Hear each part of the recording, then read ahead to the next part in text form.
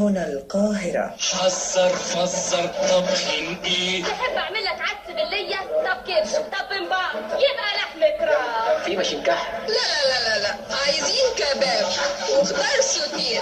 كل أكلة وليها أصل وحكاية. لو كنت أكلة كنت هبقى بط بالفريك، عشان البط بالفريك ما بيحبش الشريك. هات لنا انت بس ذكر بط نحطه في نص السفرة. ولكل أكلة كمان تركاية. اللي بيحطي بالطين من على الوش مش بيضة واحدة.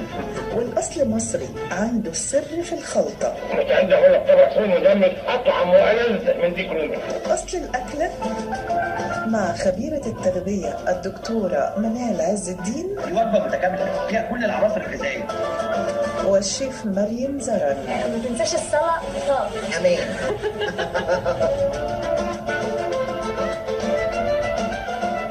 رمضان كريم، كل سنة ومستمعي البرنامج العام طيبين. برحب بحضراتكم في أولى حلقات برنامجكم أصل الأكل مصري. هنكون معاكم طوال الشهر الفضيل على مدار 30 يوم. أنا دكتورة منال عز الدين، وبصحبتي الشيف المتميزة في عالم الطهي مريم زرد. أهلا وسهلا يا شيف مريم. أهلا بحضرتك، وكل سنة وحضراتكم طيبين. رمضان كريم.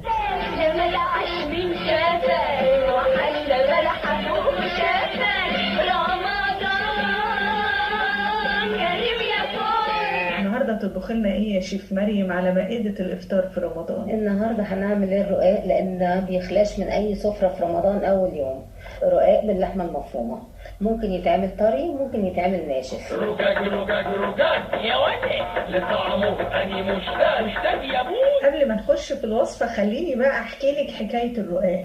أكلة مصرية 100% من أيام الفراعنة. المصري القديم أبدع في أنواع المخبوزات وأنواع الخبز، عمل أكتر من 100 نوع خبز. بعض الأنواع ما زالت موجودة حتى يومنا هذا، زي البتاو والرقاق، أو بيطلق عليه العيش المسطح، ده غير العيش الشمسي وأنواع الخبز المتنوعة. والمصري القديم كان أول واحد في العالم كله اخترع الخميرة اللي هي أساس المخبوزات والمعجنات. وزي ما حضرتك قلت لنا يا شيف مريم، النهاردة هنعمل الرقاق. قولنا وصفة الرقاق الشهية والاقتصادية في نفس الوقت. طبعا يا سادة سأقول عن أكلة من غير بقول، لا فيها عدس ولا فول، بل فيها طهي مقبول.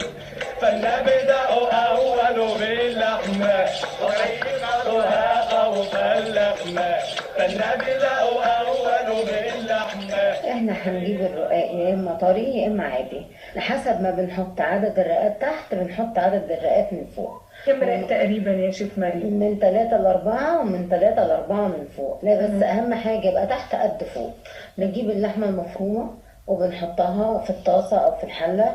اول ما لونها يتغير هنحط عليها بصلاية كبيرة، فلفل الوان صغير، بسلة، جزر، بقدونس، ملح، فلفل، قرفة، البهارات بتاعتنا اللي احنا بنحطها.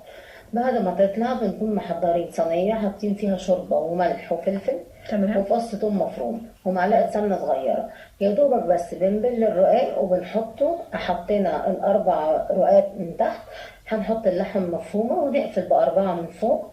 وبعدين كبشة شوربة صغيرة خالص عليها نقطة لبن صغيرة ونحطها على وش الصينية وندخلها الفرن. بتقعد تقريبا 20 دقيقة على درجة حرارة 200. عجبني في وصفتك ان المادة الدهنية ما كانتش نسبتها كبيرة جدا، لان للأسف نسبة الدهون العالية اللي بتكون موجودة على مائدة الافطار في رمضان بتسبب شعور بالتخمة والكسل وبتكسلنا عن اداء العبادات. فكل ما كان الاكل خفيف وصحي كل ما ده هيساعدنا خلال الشهر الفضيل على تأدية العبادات على اكمل وجه.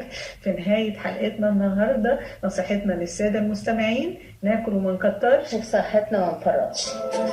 مش مهم تاكل غالي أو رخيص، المهم إنك تتمتع بالأكل. أصل الأكلة. دكتور نظيرة. كلمة إخراج رانيا مجدي. كان نفسي أعزم أصحابي مش ياكلوا ويتفرجوا بس.